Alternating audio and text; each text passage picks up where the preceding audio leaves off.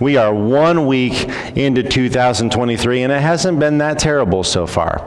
To watch what happened on the news in the very first week of the year was incredible to me with the NFL. In the NFL, what happened there? Damar Hamlin had cardiac arrest and fell on the field, and it changed the country this week. We have watch a game today. Chances are what they will do is go out to the middle of the field, and both teams will get out there in the middle of the field and they will pray. On the field, on television, they will pray for him. He is conscious now. He's able to communicate now. Things are going well for him. But you'll see the teams get out on the field and pray for him. Also, I thought it was hilarious. I loved it. But there was one show, I don't even know what channel or program it was, but the guy that he was talking with a group of commentators or something, and he said, right now I'm just going to pray. I'm going to bow my head, I'm going to close my eyes, and I'm going to pray. The camera's on him, and the other two people sitting at the desk are like, oh, we're praying. And he just prays. He prays there right on camera, live for everybody to see.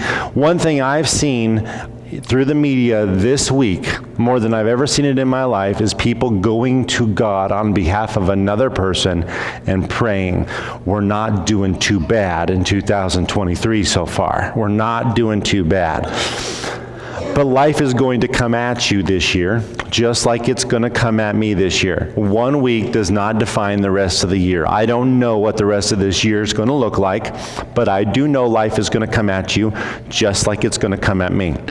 So today I want to give you a sermon that offers you some encouragement as you go through anything that comes to you through the rest of the year. I want to offer you a little bit of encouragement. I'm also going to try to answer one of the most difficult questions Christians are faced with. And it might be a question that you've asked yourself and maybe you don't have the answer for it, but I'm going to try to tackle that today and answer that question.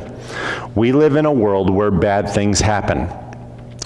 This week we look at the news and everything, and we see a lot of good that has come out of a bad situation. But in this world, a lot of bad things are going to happen. Diseases are everywhere. Loved ones die. People commit crimes that often affect innocent people. This happens in our world. We see it all around us. There are hate groups that target specific races and specific beliefs. People are offended and often accuse anyone who disagrees with them of being a hater. This world is broken. We have a broken world. Bad things happen to good people, and bad people frequently get away with doing bad things because of somebody they know, or maybe they had enough money to throw at it and make the problem go away. But sometimes bad people get away with doing bad things. The big question is, where is God in all of that? That's the big question. Where is God in all of this?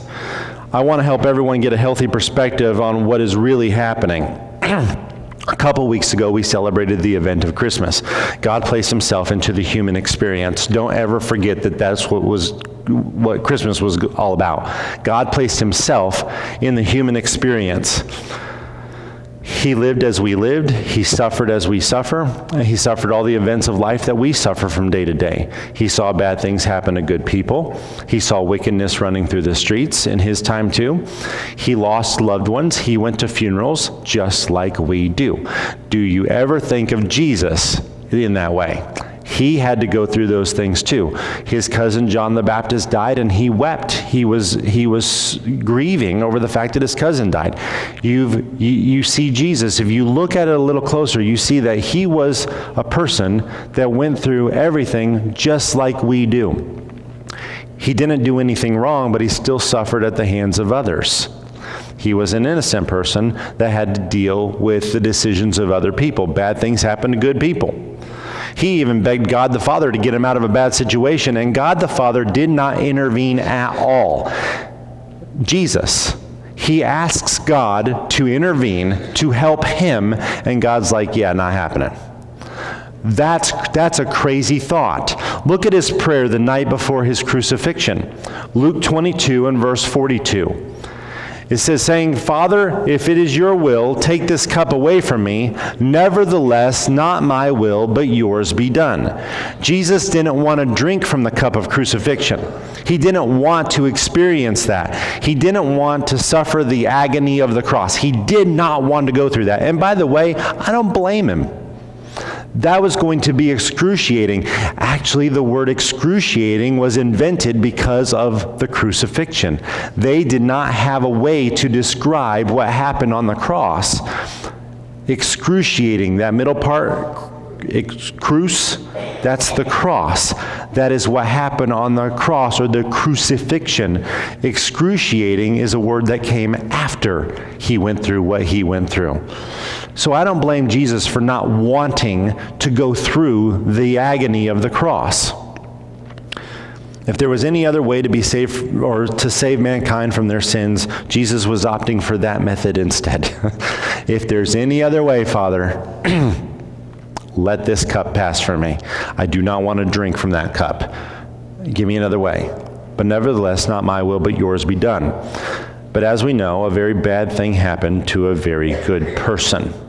So even God, in the form of man, got to experience what we go through all the time. Bad things happen to good people, and he was one of those good people that bad things happened to. God, in the person of Jesus Christ, experienced the hardships of this world just like we do.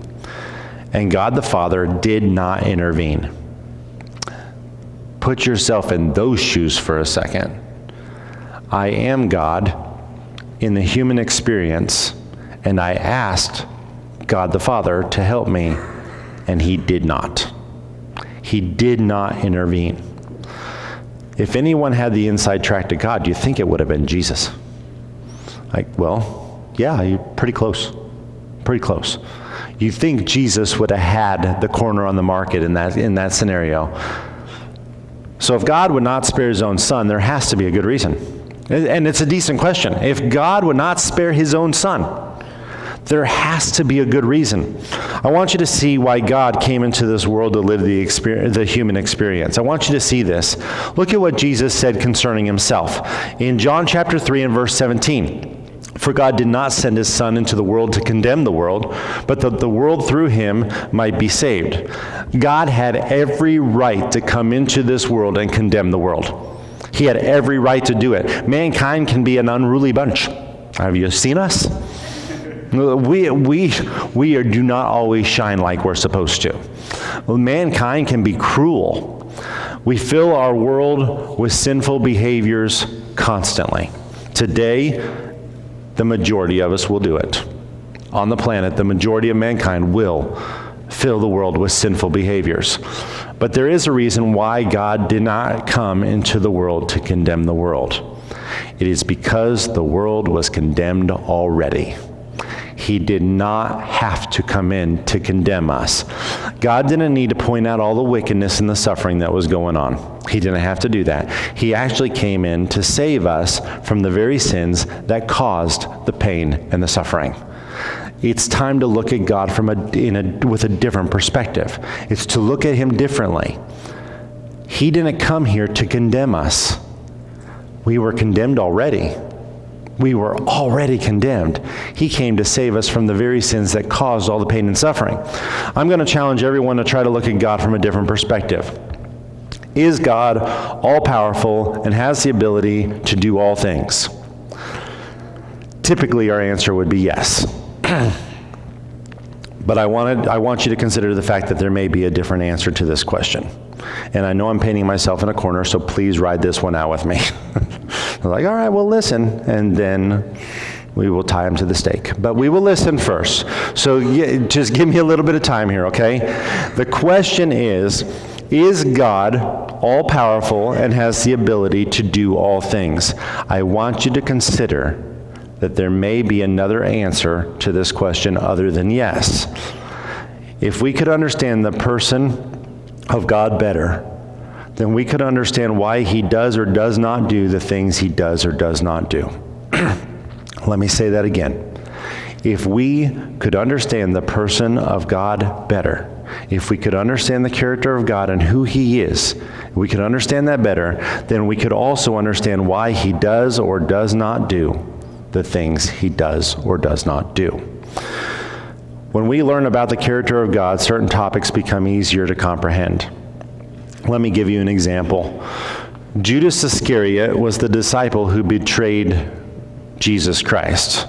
A lot of times when somebody does us wrong, we call them Judas. There's a story behind that name. We know what that story, or Benedict Arnold, we'll pick one of the two. But Judas is a common one. We'll call him Judas because they did us wrong. Judas is the disciple who betrayed Jesus. And while Jesus is washing the disciples' feet the night before he is crucified, he's washing the disciples' feet. He makes this statement right here. John 13, verse 18. I do not speak concerning all of you. I know whom I have chosen, but that the scriptures may be fulfilled. He who eats bread with me has lifted up his heel against me. It was prophesied that Jesus would be betrayed by a friend. It was thousands of years before, it was prophesied that Jesus was going to be betrayed by a friend. He would share bread with the very person that was going to hand him over to his enemies. It was prophesied. Now, there are two ways we can look at this scenario, and one of them portrays God really bad. And that is the way most people see it. There's two ways to look at this. Here's the first way. Since God said that Jesus would be forsaken by a friend, it was his will that somebody would forsake Jesus. He said it was going to happen, therefore it was his will that that happened. God said it was going to happen, therefore he was going to make sure it happened, otherwise it would have been a lie. It would have been a failed prophecy. So God was going to make sure it happened because he said it was going to happen. Even if God had to manipulate the circumstances, it was going to take place just as the prophecy declared. That's one way to look at it, but it's wrong. It's absolutely wrong. It almost makes it his fault if something happens because he's the one that set it in stone through prophecy. You said it was going to happen, now we're locked in. Now it's got to happen because you said it was going to happen. So now you're going to make sure it happens. We're stuck. There's no way around it. If God says it's going to happen, it's going to happen. So now it's his fault that it happened since he locked it in stone through prophecy. God's will is never that a person sins or does wrong to any other person. That cannot be God's will. God's will is never for that to happen. So his will couldn't be that Judas betrayed Jesus. God's will is never that we sin against each other or sin against him. That couldn't have been his will. The right way to look at it is this. Let's look at one of God's characteristics, and then we can make a judgment call. Put God's characteristics in place before you make a judgment call about his actions. So let's look at who he is and something about him. Look at Isaiah chapter 46 and verse 9. Remember the former things of old, for I am God, and there is no other. I am God, and there is none like me. Declaring the end from the beginning, and from ancient times things that are not yet done, saying, my counsel shall stand, and I will do all my pleasure. Here God gives us an amazing detail about himself. God is not limited by time. He is not limited by time. He knows the end from the beginning. He's already experienced, he's already seen it. He doesn't need to wait to see what's going to happen. He's not limited by time. If I were to go home and record a football game today, and I watch that football game, and then I invite you to come to my house to place a wager on who's going to win and who's going to lose, you are going to accuse me of having an unfair advantage. I know you would. I know you would. Whatever team I pick, you're going to pick the same one. Did you watch it? Yes, I did. Place your wager. You're not going to make that. You're not going to make that deal with me. You're not going to do that because you say you have an unfair advantage. Before kickoff, you declared the winner. You see, in this scenario, I knew the end from the beginning. I knew the end from the beginning. It doesn't mean that I made the results happen. Understand this. Just because I saw how the football, last Monday, I could have said, by the way, this football game is only going to make it into the first corner. or first quarter. Then one of the players is going to fall over from cardiac arrest, and this game will be canceled. It will be postponed. It will not be played. It will end football for the rest of the week. You want a wager? You want to place a bet on that? Chances are you would have said, not a chance. Not a chance. But if I already saw it happen, does that mean I made it happen just because I saw it happen? It's not my fault that the results were what the results were. I knew the end before it started. I knew the end from the beginning. God is not limited by time as we are. The reason he can tell us what's going to happen in our future is because he watched it happen. He didn't make it happen. He didn't cause it. He saw it. God was able to tell David to write down the prophecy about Jesus being betrayed by a friend because he saw that happen. He already watched that movie. He saw how it ended. Because he knows the beginning from the end. He knows the end from the beginning. He's seen it. He looked at the whole thing like, oh, wow. Hey, by the way, this is going to happen. Are you serious? Yeah. How can you predict that? I'm not predicting it. I'm just telling you what I saw. Because I'm not limited by time.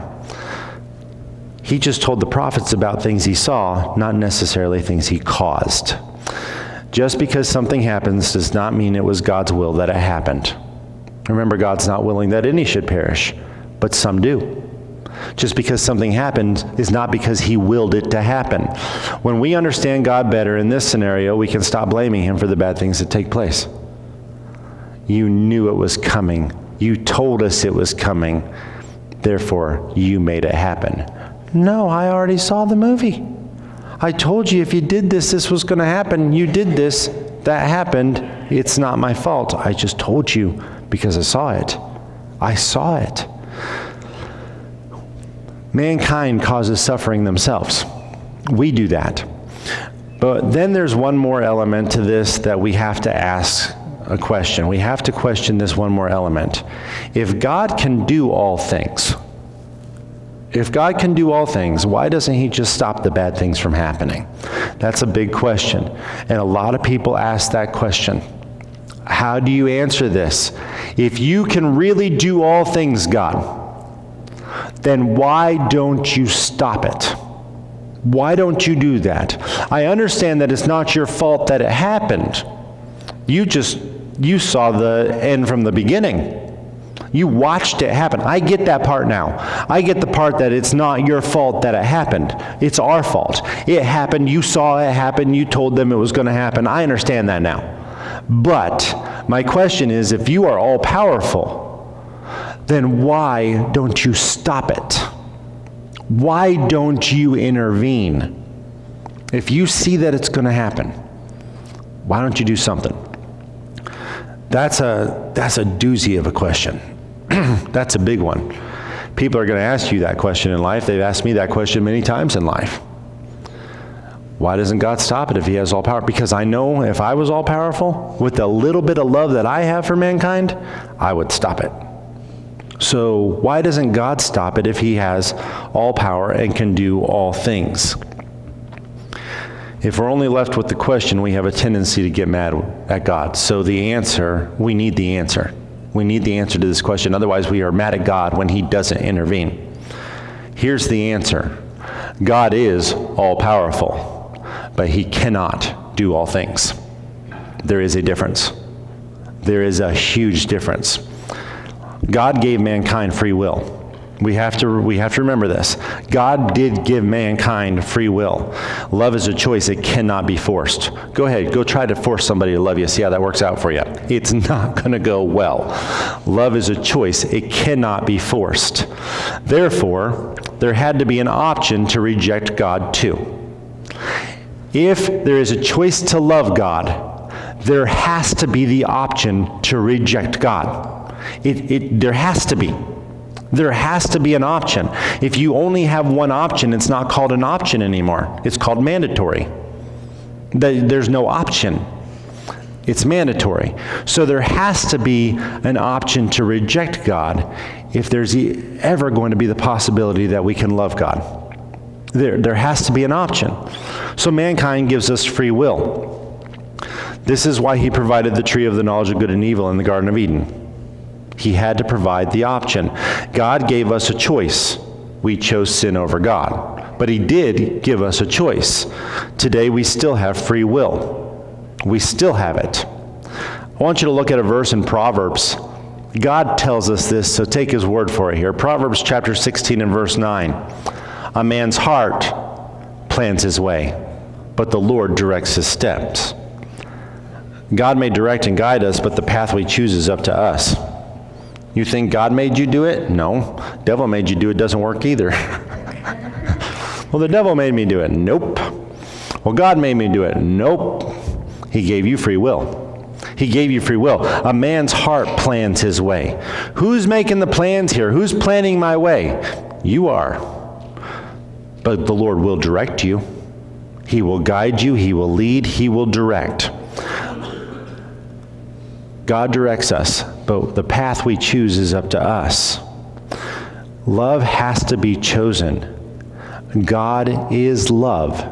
Therefore, we are the ones with the power of choice. God cannot go against his own character. He cannot force us to choose him or to choose right. It would go against his character to do so, because love is a choice. Let me give an example of what I mean. Fire produces heat at all times. At all times, fire produces heat. If you ever see fire that is not producing heat, that is not fire. It's not. You're like, well, one time I saw. No, you didn't. Fire produces heat at all times. Sometimes it can produce more heat, but fire will always produce heat. It's just what it is. Fire cannot operate outside of the characteristics of itself and be ice cold. You're never going to go to a fire and go, oh my goodness, I have frostbite. It's never going to happen. Never. Because fire cannot operate outside of its own characteristics. It cannot behave contrary to what it is. God must also operate according to who he is. He must operate according to who he is. He is all-powerful, but he cannot do all things, because some things are outside of his character. Lock that in. He is all-powerful, but he cannot do all things, because some things are outside of his character. He will not manipulate your free will, because in order to take choice away, you would also have to take love away. Love requires free will. It requires free will. And because he will not manipulate our free will, some of our choices bring about suffering and disease and death. They bring strife and broken relationships. God gives us the free will and lets us make the choice. I want you to look at a passage in Romans of what God does and what he allows. Romans chapter 1 and verse 28. And even as they did not like to retain God in their knowledge, God gave them over to a debased mind, to do those things which are not fitting, being filled with all unrighteousness, sexual immorality, wickedness, covetousness, maliciousness, full of envy, murder, strife, deceit, evil-mindedness. They are whisperers, backbiters, haters of God, violent, proud, boasters, inventors of evil things, disobedient to parents, undiscerning, untrustworthy, unloving, unforgiving, unmerciful. Every one of these things bring about broken results. Every one of them. But God never planned it to be this way. He did not plan this, but he will allow you to make the choices. He will allow me to make the choices because free will has to be in place in order for us to choose love. But if free will is in place, that means we have the option to reject him. And that is a risk he had to take. But in order for love to be there, choice has to be there because love is a choice. He actually directed us in different ways than what we have here, but we choose these instead sometimes. We choose to go that way instead of love. When we see God from this kind of perspective, it helps us understand why he does or does not do certain things. because he cannot operate outside of his own characteristics. He is all powerful, but he cannot do all things. He's not going to make you. He's not. He wants a relationship, not a religion. He wants a relationship, not a mandatory requirement that he places on you. It is your choice to choose or reject him, but that's on you. But he did everything to show you his love, but the choice is yours. But if you think back at the beginning of the sermon, I said I wanted to offer you some encouragement as you go through anything that comes your way this year. That's what I actually said at the beginning.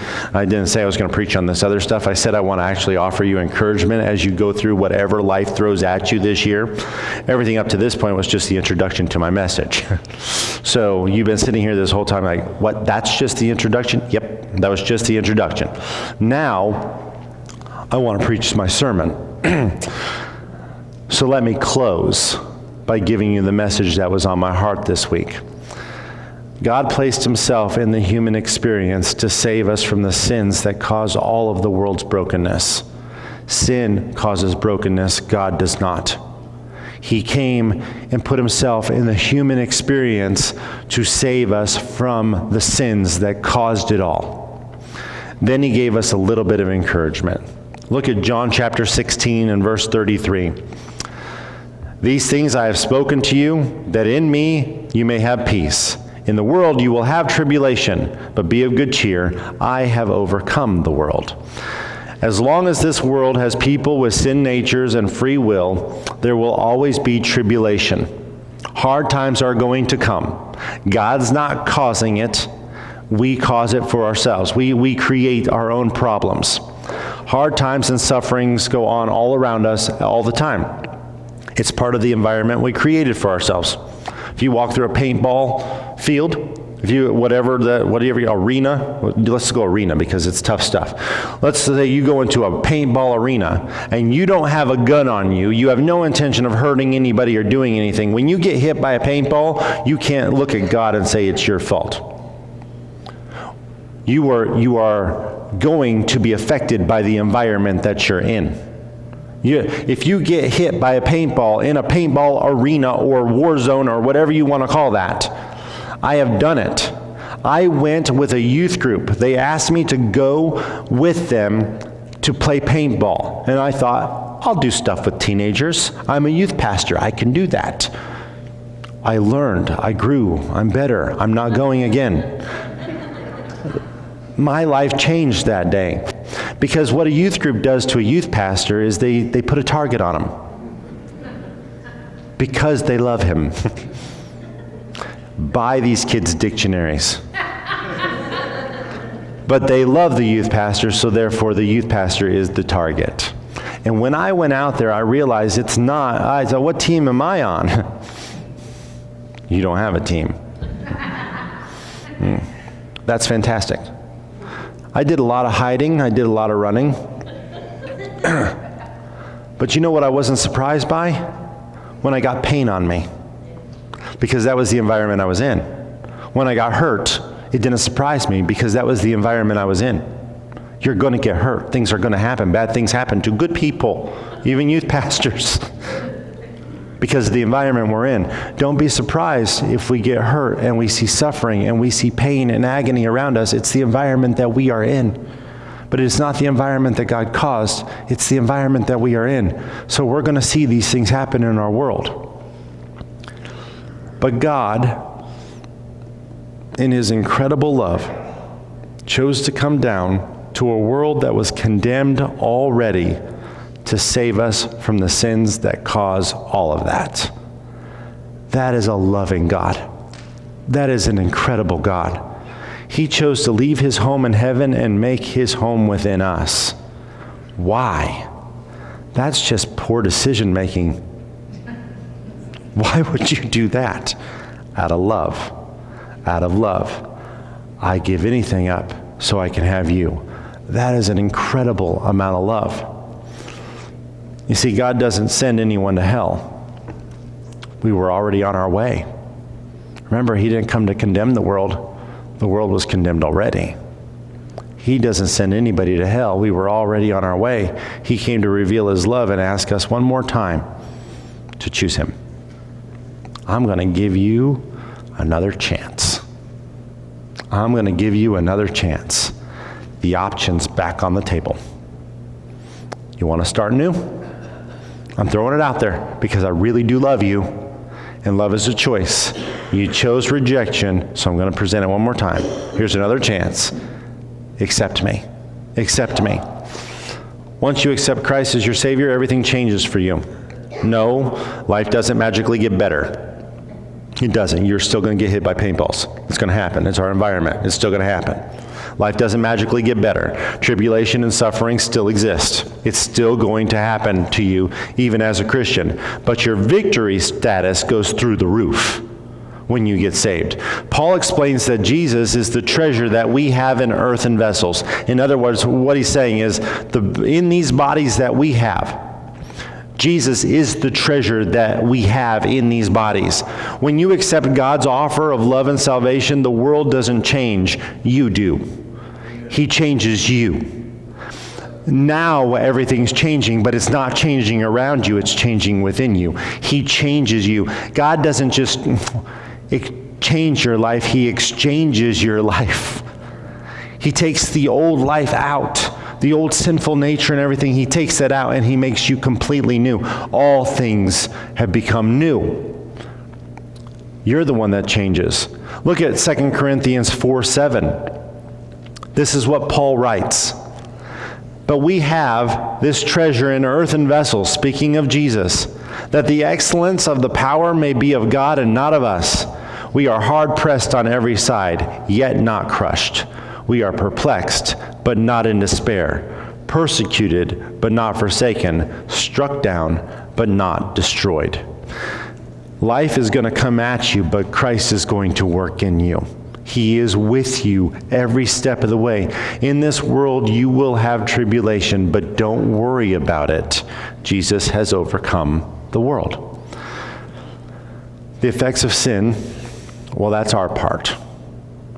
When you see the suffering and all the agony that goes on in this world, when you look at the effects of sin, that was our part. But now you know God's part. Now you know what he did. Now you know what he went through and what he was willing to do for you.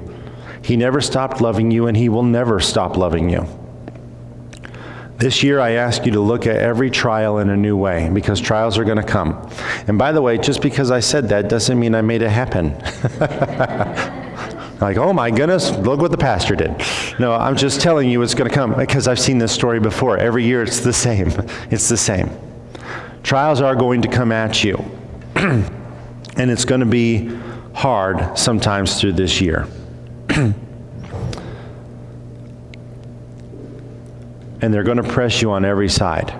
But as a child of God, I want you to know, it cannot crush you. It cannot crush you. People can persecute you, but you will never be forsaken, because God's love is with you, in you, and he loves you.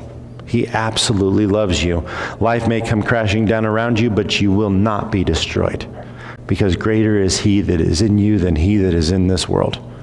You will not be destroyed. The reason Paul told us not to set our minds on things above rather than on the things of the earth is because you just can't lose when you put God in perspective. When you see what he's doing and how involved he is and how much he really loves you, you cannot lose. Even on the worst day, you cannot lose, because even on the worst day, you're still a child of God, and that cannot change. It cannot change. When you begin to place the character of God into context, you can help other people understand his part in all of the craziness we call life. You should understand who he is and why these things happen. He's not doing it, he's not causing it, but he's right in the middle of it with us. Character of God in context helps us. In a broken world, people need to understand that God is working for them, not against them. They need to know God loves you. Then why is he allowing this to happen? Because God is all powerful, but he cannot do all things, because some things are outside of his character, and he will not interfere. They need to understand that bad things happen, but it was never what God wanted. God never wanted the suffering. He never wanted any of this. He gave us a choice, and he asked us to choose him. And we chose to reject him. So all of this comes with that. It all comes with that. He didn't choose that, we did. God loved mankind so much that he got right in the middle of it with us. That's crazy. Why would you do that to yourself? And his answer is, because if I didn't, I would never have you. Because you guys messed it up, so I came in with the second chance. Let's try this again, guys. Let's try this again. I didn't come to condemn you. You were condemned already. I don't send anybody to hell. You were already on your way. I came as a rescue mission to get you out of this because I love you. Here's the choice. Accept or reject. Choice is back on the table. Free will is still yours. I will not manipulate you. I will not make you choose. It is your choice. But the option's on the table. He became part of it. Jesus suffered as we suffer. He went to funerals like we go to funerals. God put himself right in the middle of all of it. Look at Romans chapter 5 and verse 8. But God demonstrates his own love towards us in that while we were still sinners, Christ died for us. While we were broken, while we were continuing to add sinful decisions that bring suffering into this world, Christ died for us. Right in the middle of it all, he chose to become part of it so he could save us. When we accept his offer of love, he chooses to live within us. When that relationship's in place, we can be struck down, but we can never be destroyed. By the way, you win, you win, you win. You win. What if all the bad things come your way? You still win. Because you've been made one with God. You are a child of God. You are secure for all eternity. It's going to get better. And God didn't send you into this. He's bringing you through this. He didn't drop you off and say, good luck. Good luck. It's going to get rough. I'm out. No, he says, man, that's rough. I'm in. That's crazy. That is a crazy amount of love. He said, I'm in. I'm in. When you don't consider God's character in all of this, in all the pain and suffering in the world, when you don't consider God's character in all of this, it becomes so difficult to understand why he doesn't just end everything. But when you consider his character, it becomes amazing that he would place himself in the middle of it and walk through it with us. Why in the world would you put yourself here? Why would you do that? Don't let the world change you. God already did that. Please absorb what I just said. Don't let the world change you. God already did that.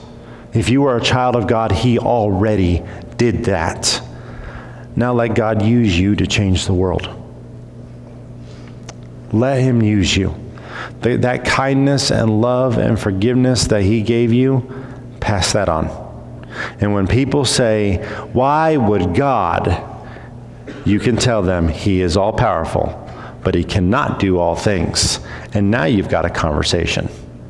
Now you've got a conversation, and you can explain the character of God in all of that.